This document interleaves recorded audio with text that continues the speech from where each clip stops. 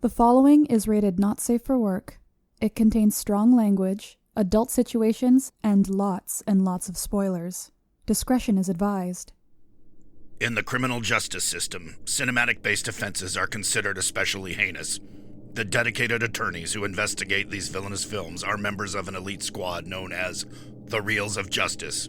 These are their stories.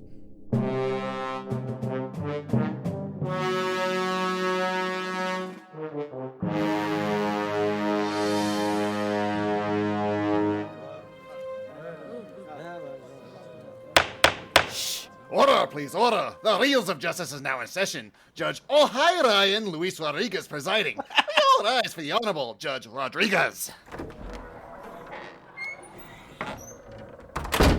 Be seated. Welcome to the Reels of Justice. Today we are hearing the case of The People versus The Room. The Room, in case you're living under a rock, is a 2003 independent film written and directed by and starring Tommy Wiseau as a San Francisco baker whose fiancée or future wife, Lisa, has a tawdry affair with his best friend. Oh, hi, Mark. For those of you unfamiliar with our court proceedings, we are here to determine if this film is guilty of being a bad movie. As always, in this courtroom, films are to be considered excellent until proven awful, and the burden of proof lies upon the prosecution to prove beyond a shadow of a reasonable doubt that this film is guilty. Mr. Robb Maynard, you're appearing on behalf of the prosecution. You may begin your opening statement. Your Honor, distinguished members of the court, 6,503 days. That's how long I'd managed to avoid seeing Tommy Wiseau's The Room, since it was unconscionably released upon an unsuspecting public on June the 27th, 2003. That's 156,072 hours. It's 9,364,320 minutes, 561,859,200 seconds of peace I enjoyed without ever having to witness this assault on the senses that was mistakenly marketed as cinema. Despite a smash hit film, The Disaster Artist, all about its doomed production, despite a massively popular Riff Tracks release of the film, despite actually being an acquaintance of Greg Sestero himself, I had abstained from ever giving in to my unhealthy curiosity and exposing my innocent synapses to this mind-numbing dreck. That was, of course, until our dear friends here from Shocked and Applaud shattered the safe space which I had created for myself and force-fed me this abomination in the guise of a film under the thin veneer of some misguided trial. And you know what? This film has earned every single ounce of its reputation. Never before have I seen a film so bunglingly performed, so incompetently written, and so ineptly put together as this one. Now let's be honest here, friends. You can't get The Room acquitted here today. There isn't a single element of this film that works. Nothing about this movie is good. In fact, Your Honor, in a rare break from form, I insist the burden of proof be placed entirely on the shoulders of the defense here today.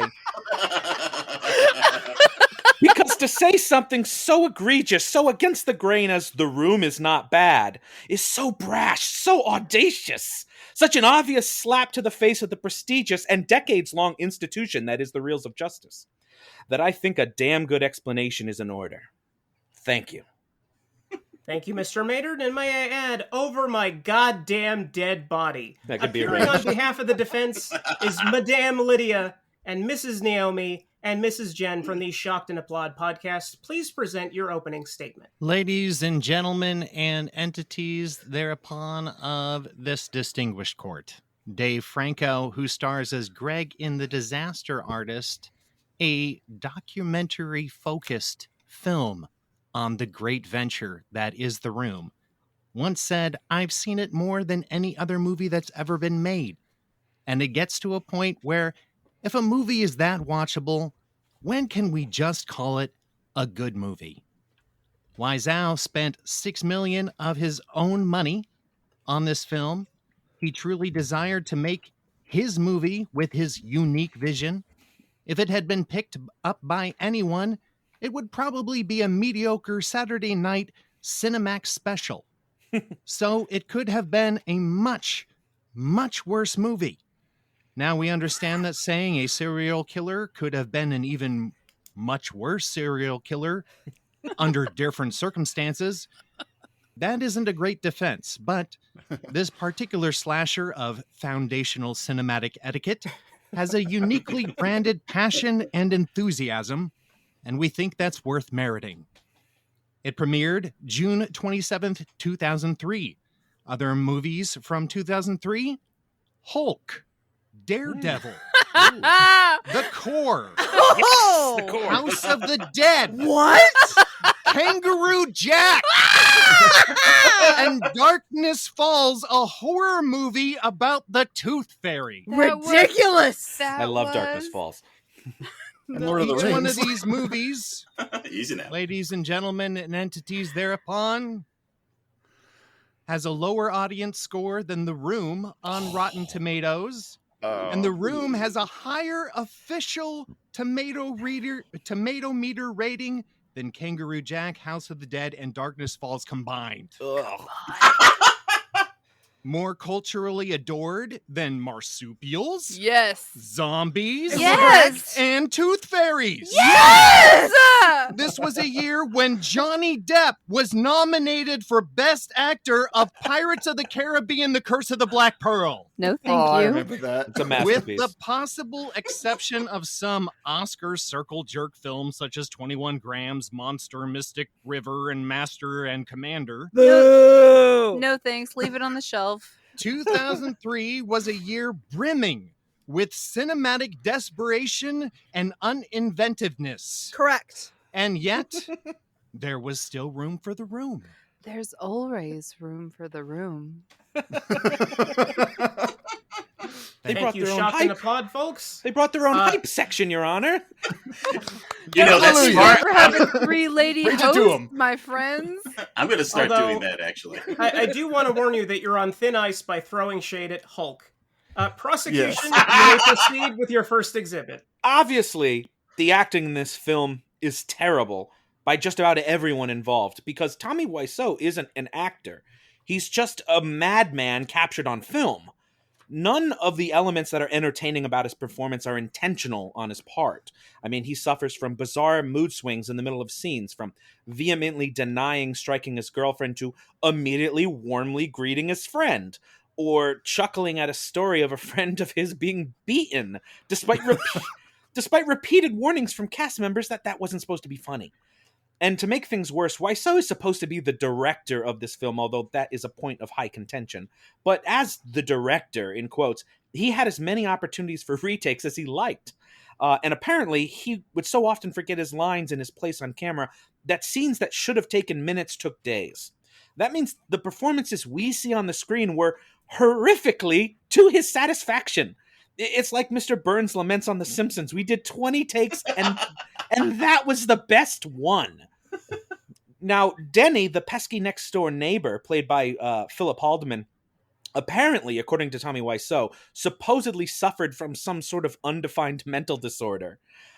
You know who was never told that during filming? Philip Haldeman. Could you imagine finding out after a film had wrapped that the character you're supposed to be playing had a mental disorder? And Kyle Vogt, who played Peter, the psychologist friend, he suffered a concussion during filming, but was not allowed by Tommy Wiseau to leave and seek medical attention. So actor safety was actually endangered during filming by this raving lunatic purporting to be a filmmaker, and you can see Peter actively dazed and concussed during some of his scenes. And Vogt, luckily, he got to leave the shoot early due to a prior commitment, and then he's just replaced out of the blue by a brand new character named Steven, who we'd never been introduced to before. These are several severe betrayals of our performers that if any other filmmaker did it, they'd be run out of Hollywood. But I'm expected to praise Tommy Wiseau for being a fucking incompetent, no-talented outsider asshole? I mean, disaster artist co-writer Tom Bissell described the film as a movie made by an alien who has never seen a movie, but has had movies thoroughly explained to him. Okay, look. Disastrous, incompetent, outside asshole might be every single fucking one of us on day one of the job. Correct. Okay.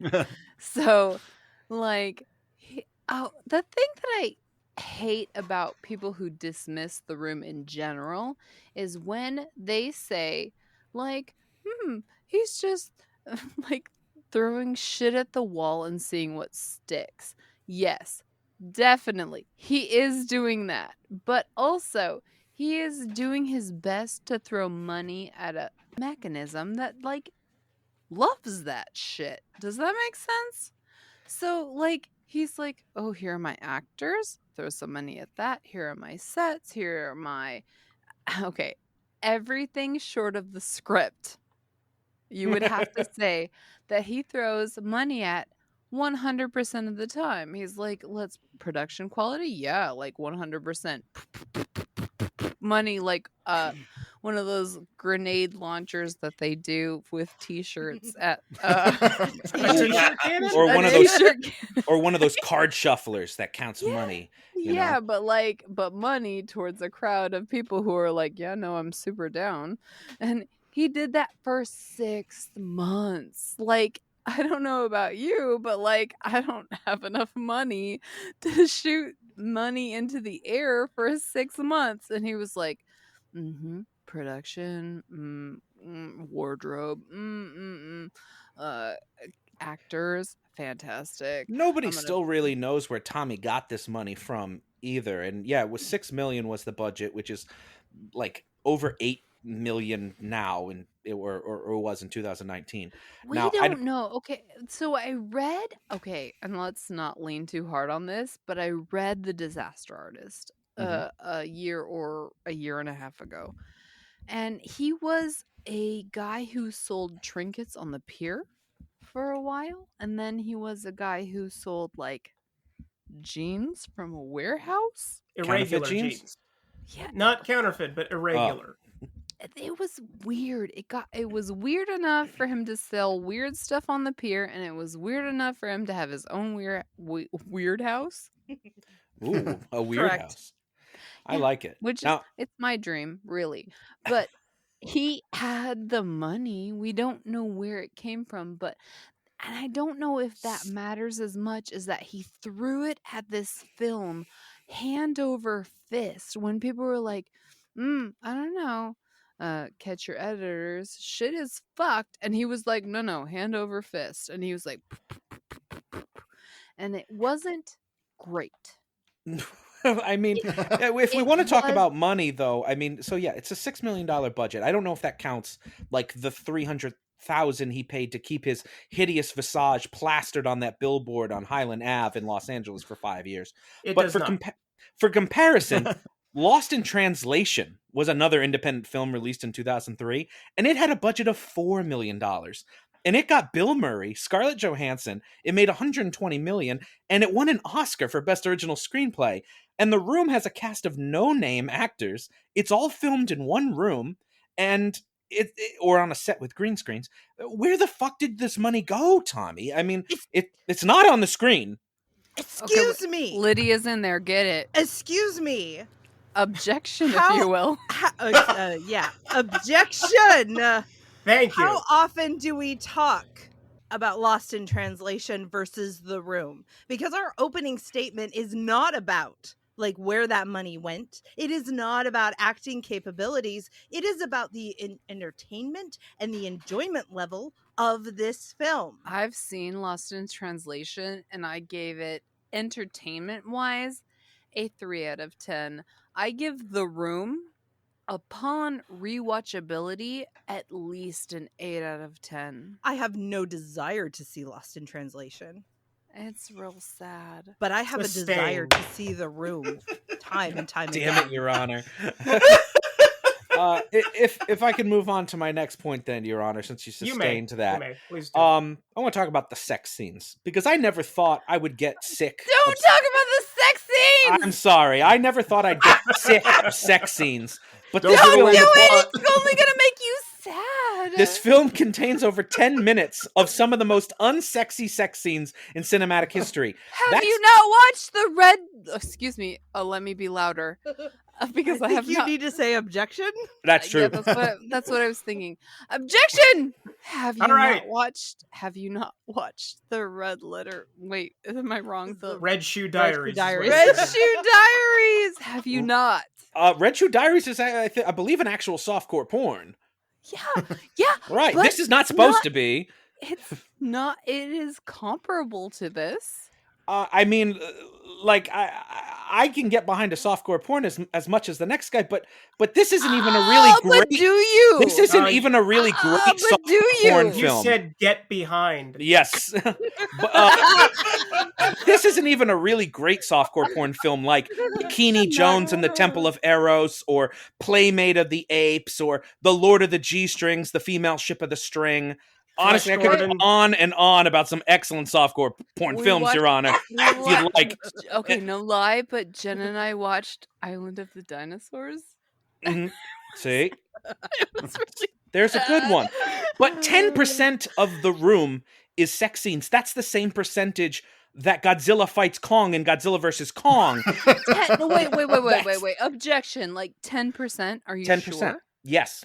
10, like a whole 10, like a whole 10%. I'm gonna do some Overruled. math here. Wait. not Let overruled. Lydia- It's 10 minutes Lydia of the do film. some math. No, I was overruling the objection. Thank you. Yeah. Thank you. Sorry. Okay. I'll live. Okay. I See, there you submit go. to that. Go Yeah, on. don't just sustain things. I also no, overrule I appreciate it. I appreciate it, Your Honor. I'm just saying this film. I get the idea that the only point of the sex scenes is to establish that these characters are having sex, and normal films accomplish that in under 10 seconds with a simple motion of pulling someone onto a bed or closing a bedroom door with a giggle. They don't make you kind of sit there and watch Tommy Wiseau humping a woman in the belly, or Greg Sestero moaning softly repeatedly. These are not my ideas of sexy, nor should it be anyone's. And Juliet Danielle, who plays Lisa, bless her heart, she has a good body, but please, honey, don't lower yourself by showing off the goods for a piece of shit film like this. Have some respect for yourself. Know your worth. Start stripping. At least then you could still look your mother in the eye at Christmas. Okay. Wow. Well, that is kind of a well point made. Well, to prepare for this podcast, I listened to the Vern and the Howard the Duck episode. One of our favorites. I love the Vern. And We love you, Vern. Oh my god. He talked about how, like, the Howard the Duck, excuse me, not the Vern, but Howard the Duck got it on with a lady, maybe, in the movie. And there was a corkscrew penis kind of. Ryan brought up the corkscrew Yes, penis, for I sure. did. Yeah. As we that- all know. I just feel like I feel as weird about the Howard the Duck probable sex scene in that film as I do about the Tommy Wiseau.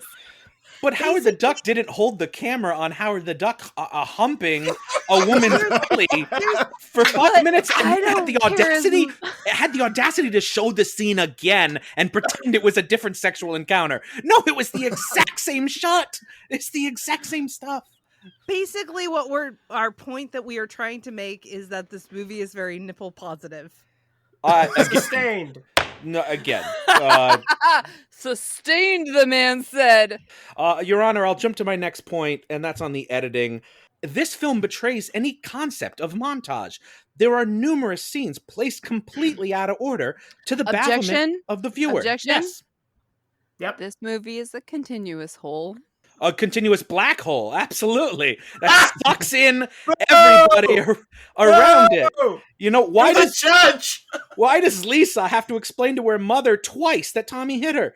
Why don't we ever see Tommy confront Lisa with the accusation about hitting? The film made me sit through 10 minutes of sex and Mike and Michelle making out on a couch, only to have every single detail of that incident later recounted step by step in a conversation between Tommy and Mike. But it couldn't show me an important moment like Tommy confronting Lisa. This film has the audacity to not only show, but then tell again immediately after. In case I wasn't paying attention the first time, scenes are presented jumbled or out of order. Watching this film is probably what suffering from a severe head injury is like. I don't know. We could probably ask Kyle Vogt about that. He probably would know. Is Kyle Vogue, excuse me, but is Kyle Vogue the psychiatrist in the film? Yes, he's the man that suffered the concussion and was not allowed to seek medical And attention. who looks like Literally David suffered a Wayne. Peter. Yeah, he's Peter. He's Okay. Peter. Yeah, no. He's wrong. He's only in one scene. Sustained. What? He was there and then he was gone and then he was replaced. And it was like, okay. I said sustained. Which is crap, Your Honor. Prosecution, do you have any further arguments? No, I'm willing to, I've made a few points. Honestly, everything about this movie's bad, but I'm willing to pass to the defense and see what they have to say. Prosecution has rested its case. Defense, you may present your first argument. So I would like to go ahead and put before the judge and the jury all of the rooftop scenes. You cannot tell me that those are not entertaining as all get out. Yeah. Tell me here right now on paper in a podcast that those are not so entertaining. The scene with Denny and his drug dealer Chris R, which apparently they have so many Chris's in their life that they have to specifically call this guy Chris R. Objection. So you're going to tell me that you think that the rooftop scenes are well choreographed, well performed. No, I'm not. So you saying think? that- So you I'm think they're not bad? Okay, so I'm not saying that this movie is a technical genius. I am not saying that at all. I am saying this is entertaining, and that is ultimately what our point is. It is not a question of technicality. It is a question of entertainment. And like when you have ever watched those ice rink in the Olympics. Like Figure skating. Figure skating, yes. So it's not just about Curling. artistic. It's just not about the artistic aspect of figure skating. It is also about the technique. And I'm not arguing that the technique is good. Like he could just be flailing out on the ice for all I care. But and I feel he do. But I feel those emotions. I feel it when Peter goes ahead and he is like, look, I don't want to get between you and Lisa because like this is your relationship. That is real. You're saying the film moved you emotionally. Of course it did, sir. You cared about these characters. I cared deeply. Okay, look, children of God, let me bring you back to this moment because I do fucking care. Why? I'm gonna tell you. That's the whole fucking point. Okay. Okay. When I look at this film, you are in the place of any given character. Okay. There is you as Johnny, who is a perfect little beautiful angel, right?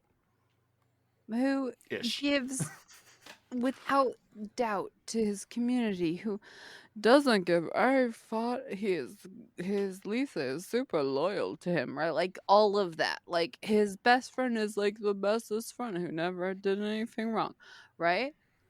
He's a simpleton. He's an idiot. I don't know if he's a simpleton, but he is he is naive, right? Yes. Yes. Kind of same thing.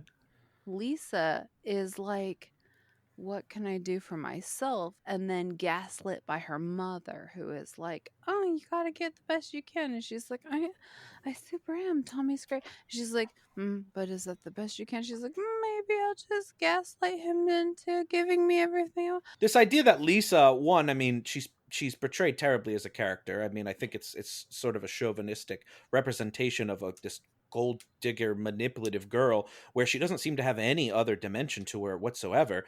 Like, why does she try to leave Tommy, who is established as a successful banker, for Mark, who doesn't appear to even have a job? We never because see what he Tommy does. is boring. She gives a reason. How Mark's many boring gold diggers too. give a reason? I saw Okay, the movie. Mark is boring too. Okay, yeah. Sustained. Okay, thank you, Judge, and I acknowledge that your helps me. sustainment. Yeah. But I'm gonna also yell louder than anyone else. Good luck. Go! Okay, so what hurts my stupid materialistic brain is that like her mom actually, and Lydia pointed this out earlier, is her mom is really great at bullet points. Her mom is like, he's almost up for a great job. He's buys you everything he wants. He promises you a house. He's so kind and everybody likes him. And then like dude with a beard shows up and they're like, oh no. like girl, I get it, but like can you look to the right a little bit? Because like that guy's got everything. Like to the left, guy's got a beard, but he's gonna lose it in the second act. That's true. That's true. And he apparently has got to rent his tux. They both have to. No one's tuxedo fits. It's not about technique. It is about entertainment.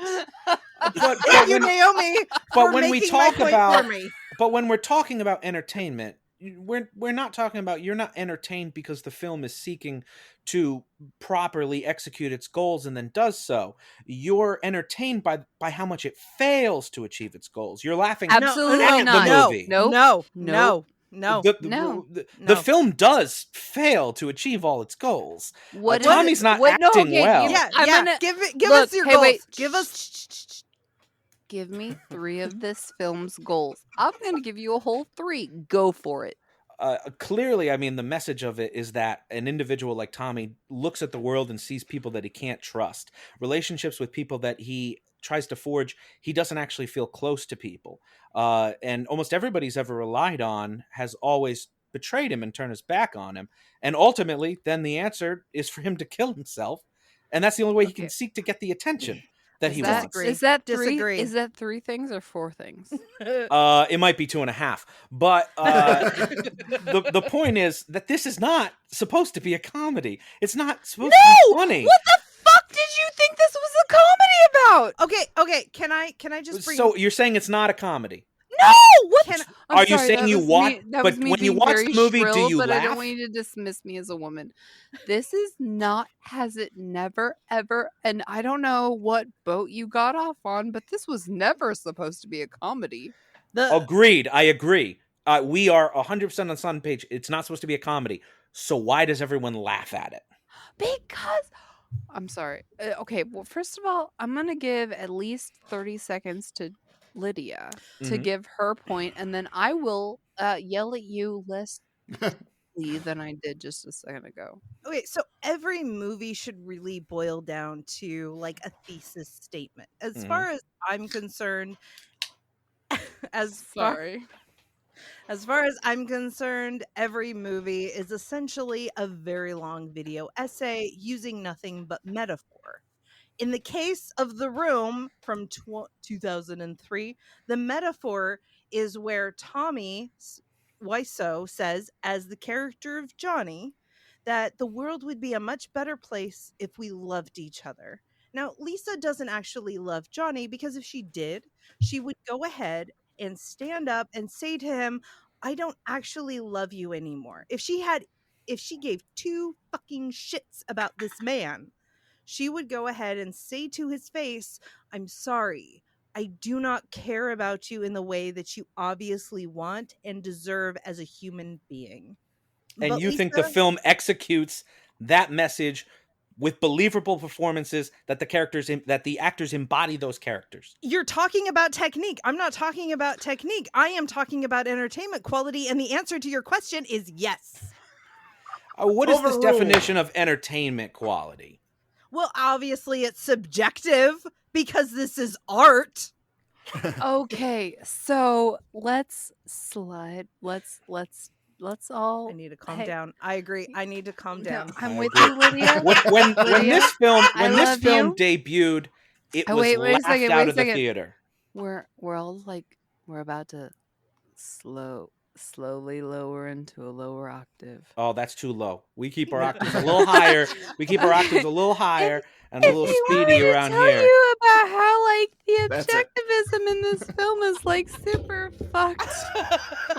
My microphone's gonna stand up, like fall off the stand, and I'm gonna have to recontextualize everything. But if you want me to be way up here while I tell you about how the patriarchy just plays into the Waiso's whole like narrative. Like he doesn't get it. He doesn't know how to talk for women, and he's Right. trying real hard, but he's. It doesn't explain the fact that women are financially dependent on men. Oh, do you have a job in this movie, Lydia? That is not what this movie is about. This Do you have a movie- house to sell to your brother in this movie, Lydia? No, I don't. Do you have a guy that you randomly blow on your friend's couch? While eating chocolate? No. I can't do. Wait. So when you're not eating chocolate, Butterscotch, yes. Chocolate, no.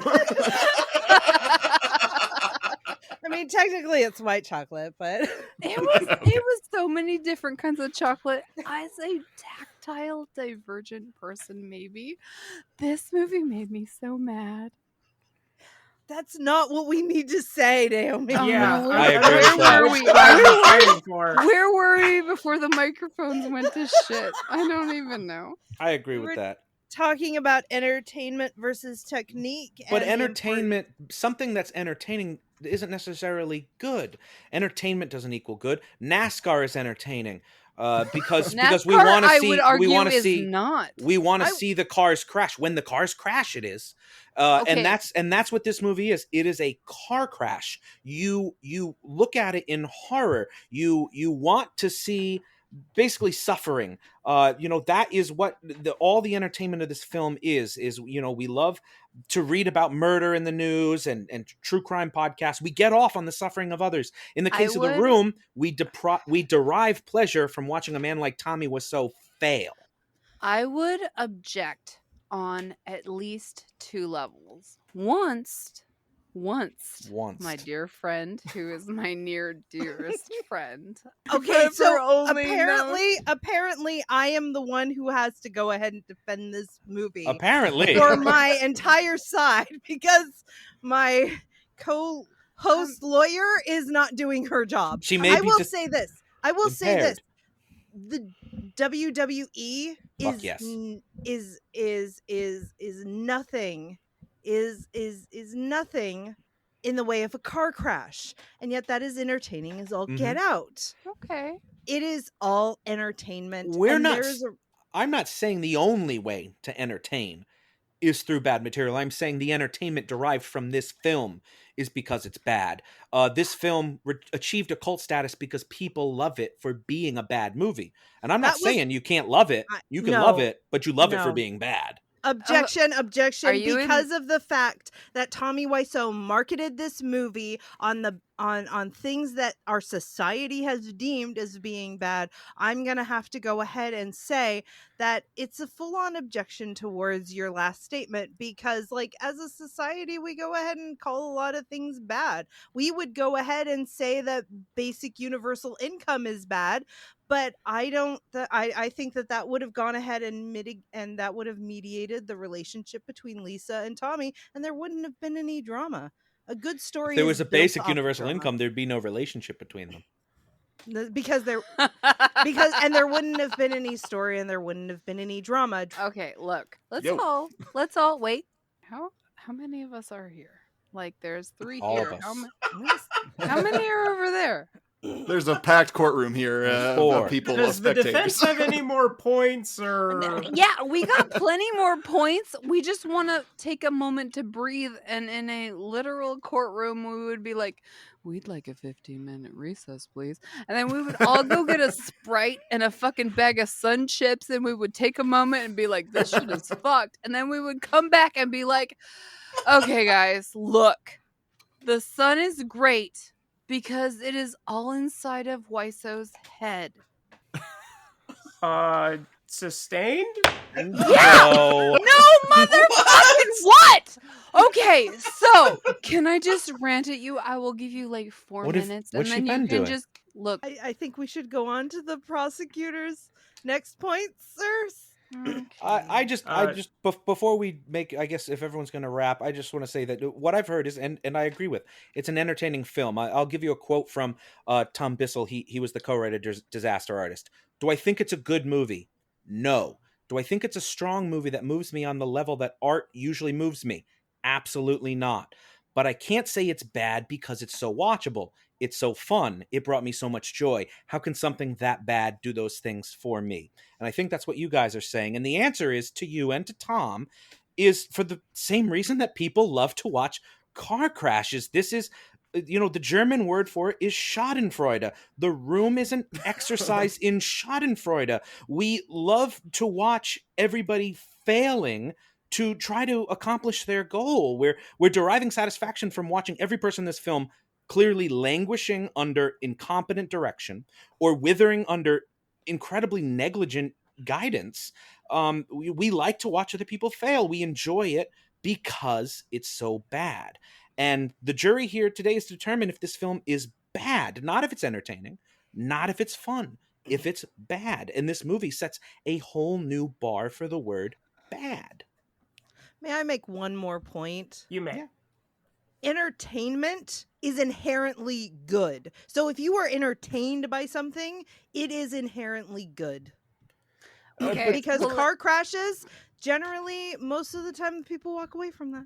It's a one and done. Okay, look, he feels like he's working through his own Issues? No, yeah, of course, obviously. He is. A lot of this is based His own on autobiographical story. It really Yes. truly is, but he feels like he is being the guy who died in the car crash who is... I'm looking at Jen. She's the other half of my brain. Dale Earnhardt. Dale Earnhardt? He wishes he was Dale Earnhardt, except I agree. Dale Dale Earnhardt was good at what he did. Okay. Evil Knievel? No, not Evil Jen and Lydia, if you don't complete the other half of my brain, what am I supposed to do? I don't know. Maybe have the other half on your own? Yeah, okay. Prince so Philip, he's Napoleon. Here, look, he's not Elvis Presley. He's not Evil Knievel. James Dean. James fucking Dean! Okay. Oh, yeah. The rebel without a clue. You needed the opposition. Return the other half Go of that ahead woman's and brain, split Mr. your brain. Schlender. Thank you, opposition, for telling me. He's a juror. He's not opposition. I just fucking... Okay, look. He's James Dean being Blanche from Dubois. Streetcar... Blanche Dubois. Yeah. From Streetcar Named Desire. Mm-hmm. And he's working through so many things. Like, he's only like, oh, I'm a man and I gotta not show emotion, but I also have to be affectionate to this young person, but also I'm sexy as F. And then he's like, oh, also, like, I'm altruistic, so I, like, give to these people. But also, in my personal neighborhood, I'm a favorite because I show up all the time. And then also, like, and he just alsos himself into such a hole that you can't make him a 100% relatable character. Okay. I rest our case except for Jen's closing arguments. Okay.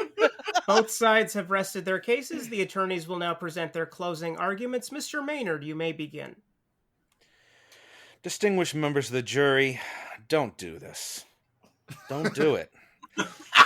Don't, even for a minute, entertain the ghost of a notion that Tommy Wiseau's cinematic aberration, The Room, could be anything but guilty as fuck. Because if this film isn't guilty, what is? If this film isn't guilty, what becomes of us? If we set this precedent today, what standard can we possibly ever hold any movie to in the future? If we say The Room is not guilty, Ben, we're saying it's better than Final Fantasy: The Spirits Within. Dylan, No. we're saying it's better than Showgirls. And Ryan, we're probably saying it's better than The Empire Strikes Back. How could we live with ourselves? Or better yet, how could you live with yourselves? Because honestly, I'd be fine. I mean, I prosecuted the motherfucker. It's you guys who have to decide this shit guilty. And I hope you make the right choice, or may God have mercy on you all. Thank you. Shocked and applaud, folks. You may present your closing argument. If it pleases the court, we will now relate a section of our arguments to a paraphrased defense and precedent set in the case of Arnold Judas Rimmer of British television's Red Dwarf, Season 4, Episode 3, entitled Justice. What we have here is a classical question of differentiating between guilty and culpability. What we see is the room's own sense of guilt about being a movie.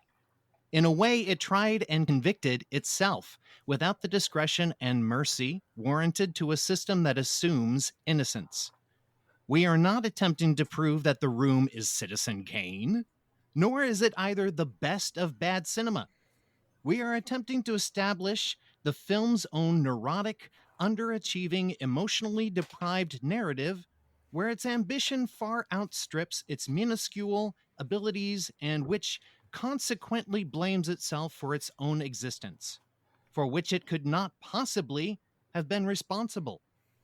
Movie critics and audiences are trained to detect guilt, yet in the case of The Room, the guilty detect it is attached to no crime. It holds a position of little or no authority in Hollywood. It is a lowly contrived production, a nothing, a piece of sputum floating in the toilet bowl of life. Sputum? Did this movie hit audiences over the head with its own self-actualized Hollywood veneer, appropriating a culture's schadenfreude in the interest of its own personal gain and financial success? It's bullshit. It did not happen. It did not. Thank you both. Members of the jury, Mr. Lil Dilly Schlender, Mr. Big Ben Haslar, Mr. You're Tearing Me Apart, Ryan Luis Rodriguez. You have all heard the facts concerning this case. It is now up to you to determine if this film is guilty of being a bad movie. The bailiff will escort you to the deliberation room to render your verdict. Oh, hi, Ben. Oh, hi, bailiff. Room's right that way. Oh, hi, Dylan. Hi, bailiff. Room's right that way. Oh, hi, Ryan. Hi. Room's right that way. We've got the Comedy best works bailiff. in threes. Except for there. Schadenfreude. Schadenfreude. That's my new favorite word that I learned today. You've never heard this that word? was... You didn't know that before? No, I didn't. Oh, wow. I take Japanese, not German. Nihongo ga I- wakarai. They still might be problematic depending on how you're looking at it. This is one of those cases where it's like you got to have that shadow of a reasonable doubt, but like the film's guilt is like shot on television. It's on the news all day, and it's kind of hard to dissociate yourself from that and what the arguments are being presented. Dylan, what did you think? Oh, God. What did I think? Well, first of all, this was a hilarious case. I really appreciate the Shock and Applaud folks coming in here and giving it their all with gusto. But, my God, I don't even know if we should be talking about this because we talk about movies on this podcast. This isn't a movie. This is a movie. Technically, it's the definition of a movie. Oh, my God. It's just... everything Rob was saying, though, it's all right, and it's so manifestly true and on there when you watch the picture. It's bad acting, bad writing, weird shots, surprisingly good establishing shots. I don't know who the second unit director was, but he gave it his all. But, His name rhymes with Wami Wizo. oh my God! No, Yeah, so maybe- they were second unit directors on this film. Thank you. Now get the hell out of my deliberation chamber. Even though you just made my point for me, so thank you. So I just, when we talk about bad movies on this podcast too, I think there's a lot of weight we put behind intentionality, right? And one of the reasons, for example, we find a movie like Grizzly guilty because that movie took itself very seriously. And made it's a sense. clearly another movie just with a furry thing. Yes, exactly. and it took itself very seriously, and it's evolved into kind of this cult status where people now go back and they watch it and they enjoy the bad effects and how fun it is, quote unquote. And that's exactly what we're seeing with The Room here. It's one of those movies that it's so bad, you have to see it because you just can't believe that something like this would ever be made and shown in theaters at all, and that's no one ever thought this movie was actually going to come out. And so it became that kind of cult hit just because of how spectacularly bad it was. And I do believe this movie was sincerely trying to be a good movie. I don't think it was trying to be. Oh yeah, he wanted it to be the Oscars. Like exactly. Like it wasn't for 2 weeks, so it'd be like he wasn't making Sharknado here. Like he really thought this was going to be like a huge, like well done, well executed, well artistically realized movie, and it just completely falls flat on intentionality. And whenever a movie does that, and the case reflects that I am immediately thinking guilty. So I feel pretty comfortable locking it in right out the gate, to be honest with you. Wow. Yeah, it's just the way it is. Every scene in this movie, like you're just asking so many questions, and it's like entertaining in spite of itself, and you just can't stop like having your brain on overdrive as far as like, is this what foreigners think Americans talk like? Why are they like yelling at him to wake up when he's clearly got blood splattered all over this pillow? Breast cancer, why do they even talk about that and just move on? You just can't stop asking these questions. It just keeps coming at you, and it is entertaining from that aspect, but I do believe it's entertaining in spite of itself, not because of intention. Ryan, what do you think? Well, it's not unintentionally or not intentionally bad. It's clearly Tommy Wiseau is not a filmmaker. He's somebody who thinks that he's Tennessee Williams when really he's not even Ed Wood. But the question I guess I come down to is, if I enjoy this movie, is it ironically, or can I possibly unironically enjoy this movie? Can you? Because I don't know, because I think I can.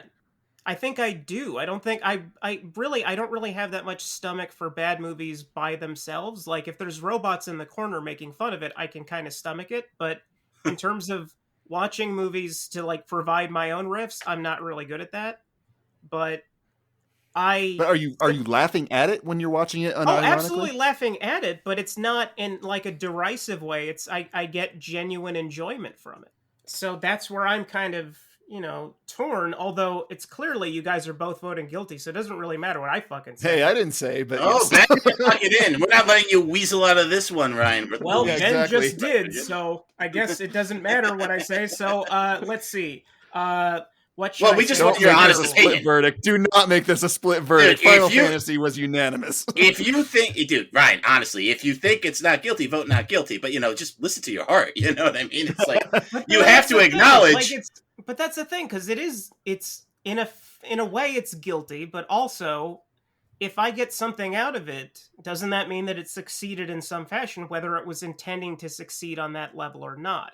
I don't think that's how we look at movies in this courtroom, to be honest with you. I think we have movies that succeed in different ways despite themselves. And me personally, and if you look at our track record, we weigh intentionality very heavily on this show. Yes, we don't go with like so bad it's good. Exactly. That's like a straight up I feel like that you're dancing with so bad it's good.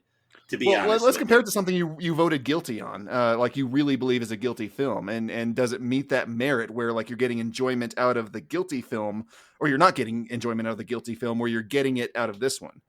Okay, so then what would we compare it to? Like Dark Phoenix? What were you on that one? I voted not guilty on that one, but I regretted voting that way.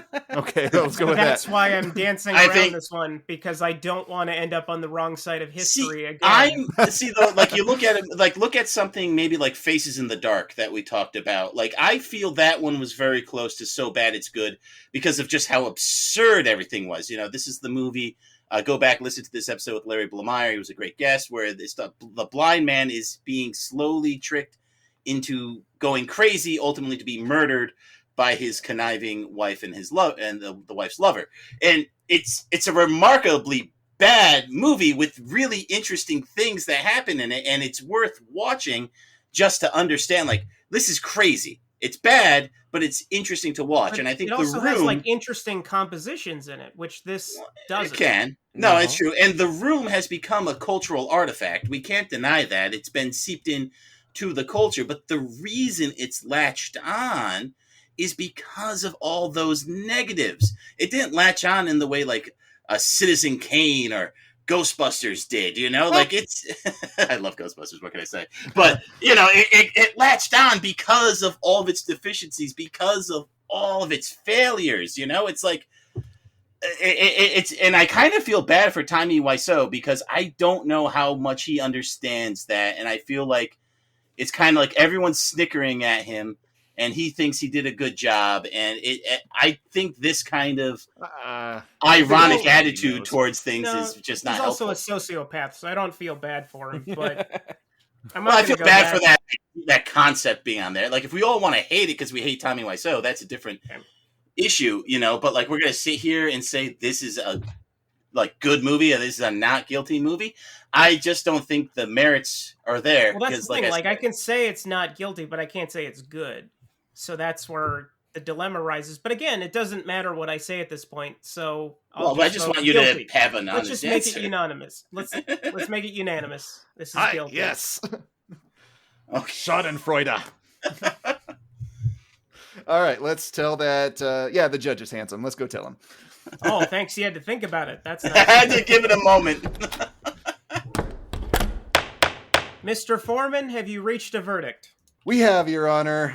Bless, shocked, and applaud. They tried, but we have found the room guilty. And Solomon himself could not have adjudicated more wisely. The verdict is so rendered. I sentence the room to 900 more years of strictly ironic appreciation plus time served. Court is adjourned.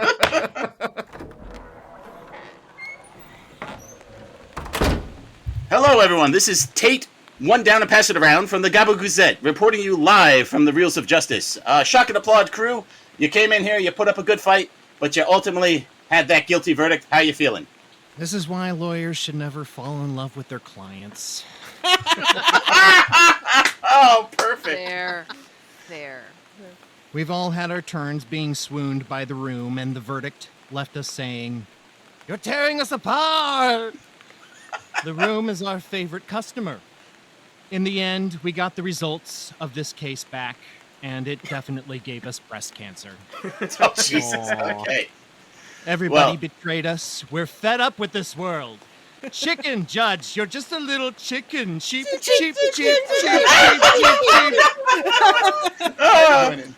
Oh my God. To the prosecution, leave your stupid comments in your pocket. Bye. Oh, hi, Rob. You won the case. Thanks. Yeah, I think this is another great victory, striking down the so bad it's good movement. There's no such thing as so bad it's good. There's so bad it's watchable. It's so bad it's entertaining. It's so bad it's important and relevant, and people should see it. And I agree with those things. I love bad movies. I enjoy watching bad movies, but they are bad movies. And our verdicts don't mean that films found guilty shouldn't be watched or that they should never have been made. I don't want to live in a world where all movies are good. That'd be boring. And after all, without bad movies, we couldn't have good movies because we'd have nothing to compare the good ones to. Well, thank you very much, Mr. Maynard. And that's all we have from the courthouse today. Let's go back to the studio for post-trial analysis. Hooray! That was a fun one. Holy crap. Oh my God. Did you feel like that was a fun one, guys? I know you had fun. The mic came off of the table. So yes. Literally did. When this Literally mic's off a the hook we rockin', don't come a knockin'. Oh my God. So, shocked and applaud. Great case. What have you guys been busy with? What have you been up to? Recording just for our podcast. The episode that we're going to be coming out with. Actually, I think that it's come out recently. Is the next movie that we're doing is essentially The Last Starfighter, which is like Tron but good. So go ahead. Picture so that. if you're a Tron fan, you better. should, because Shots fired at Tron. Did anyone see that movie, Tron? No. Are you talking about No. the late one or the No. new one? No. I Yes. saw The Last Starfighter. I mean, no. Yes. Because the answer is yes, but also I'm sad about it. Let's watch The Last Tron didn't- Starfighter. Tron didn't have an ending. The Last Starfighter totally had an ending, and you can just listen to it on our podcast.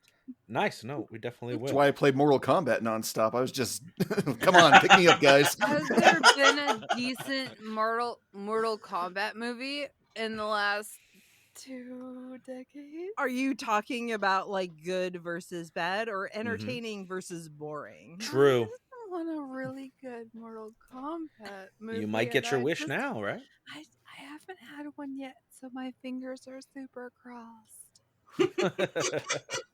I prefer moral combat. Yes, that's the Bible version, right? The Christian version. Exactly. Mortal Kombat. They're all virgins. We'll have to keep our eye for it. Can't we have just one more Starfighter?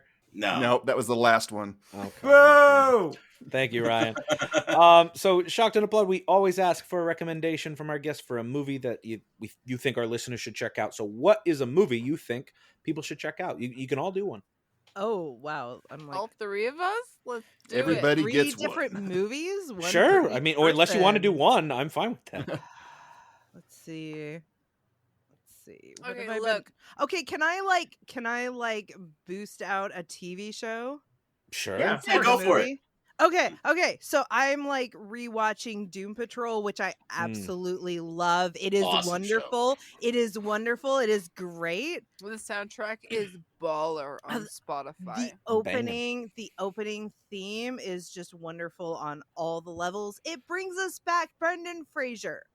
Let us not enjoy Brendan Fraser. Also, I like Fraser. Brendan Fraser. Cocktail Dana clap. Cocktail clap. Guerrera is like playing all the roles and she's doing wonderful and she deserves all of the awards of all the different kinds of things. No, she is great in that. Absolutely. Yeah, great choice. Do you have any a movie one that you'd like to do too, or we can come back to you as well. If we can find it on a reel, then it's allowed. Oh, okay. Well, yeah. How about the others go through? Look, my dumbass keeps rewatching Coraline. No, Coraline's a good pick. Great movie. Look. Neil Gaiman, Leica Studios. It's beautiful, and I keep wanting to send all of them my money. I'm sure they You appreciate can it. just I'm buy sure- it once on Blu-ray, right? Yeah, They keep doing good work. I mean, they just did Missing Link, which is awesome. That was a couple years ago, wasn't it? Zach 2019. Galifianakis is like That was a couple years ago. underrated every time you've ever seen him, ever. I like him most Between the Ferns. For my recommendation for a movie that's so bad you just can't look away, I've always been a big fan of Manos: The Hands of Fate from 1966. What? It's about a family of 3 who are ensnared by a cult of polygamous devil worshippers, but don't let that synopsis mislead you into believing the film actually has any sort of plot. It was directed by Harold P. Warren, an insurance and fertilizer salesman, talk about a winning combination, who made a bet with a screenwriter that he could make a movie of his very own. What results is a grim lesson that what you see on the silver screen isn't as easy as those slick Hollywood types make it look. You can watch the movie riffed by the guys in Mystery Science Theater 3000, where it gained a cult film status, or the crew of Riff Tracks, but I dare you to tackle the film unriffed and suffer through it in all its glory. It's streaming right now on Amazon Prime. Just one more thing to corroborate that Jeff Bezos does not have your best interest at heart. And a great Synapse Blu-ray as well. So Yes. if we're specifically talking about movies, the last movie that I saw that I really enjoyed was the 2019 rendition of Pet Sematary. We actually Nice. did the original. What was that? What was It that was year? Pet Cemetery 1989. Thank you, 89. Naomi. But this was the 2019 rendition, so they like changed up some things and The like cat was scarier.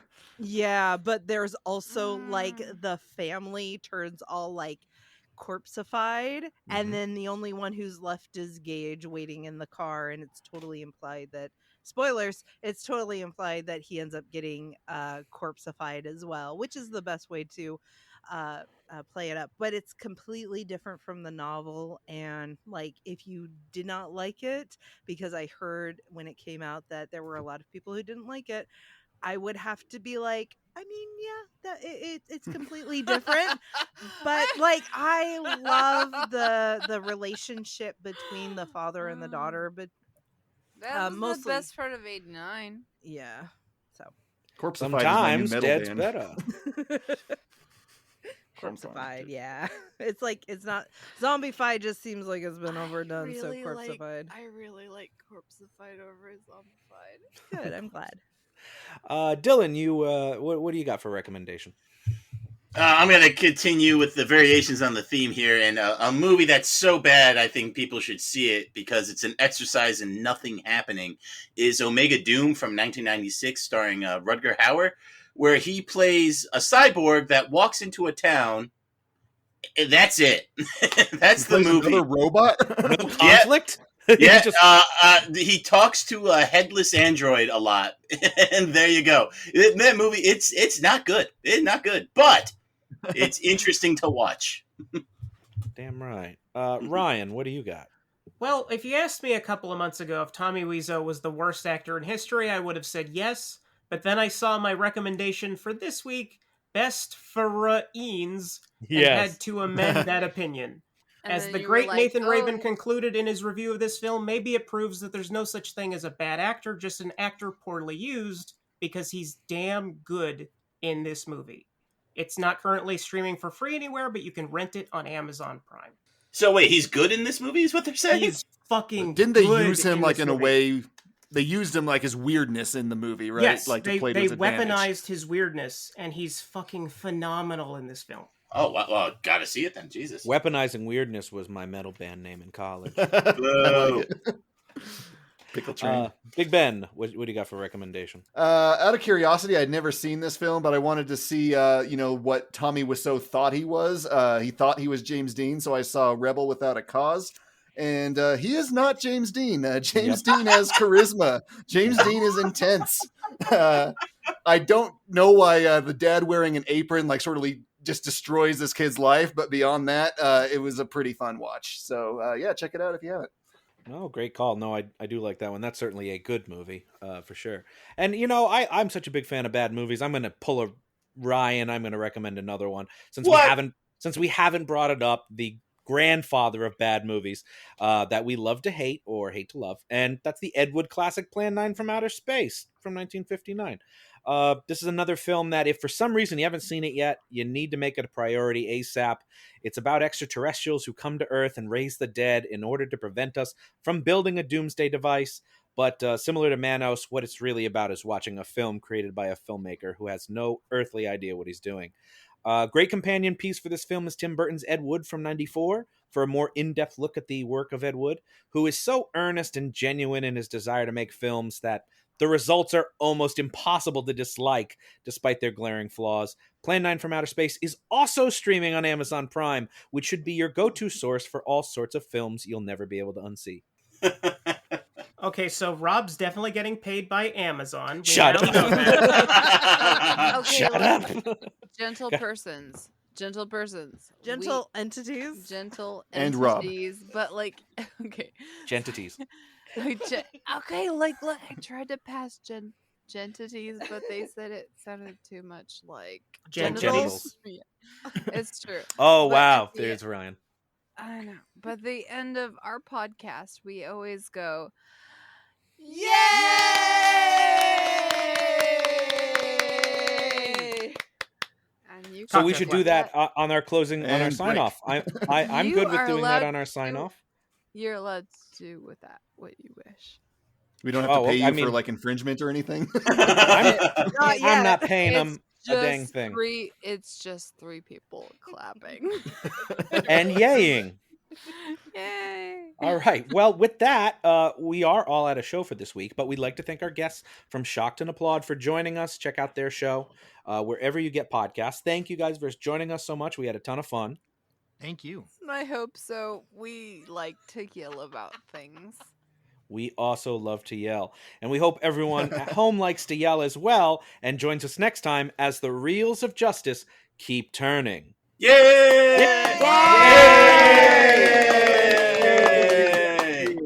Yay! Is that good?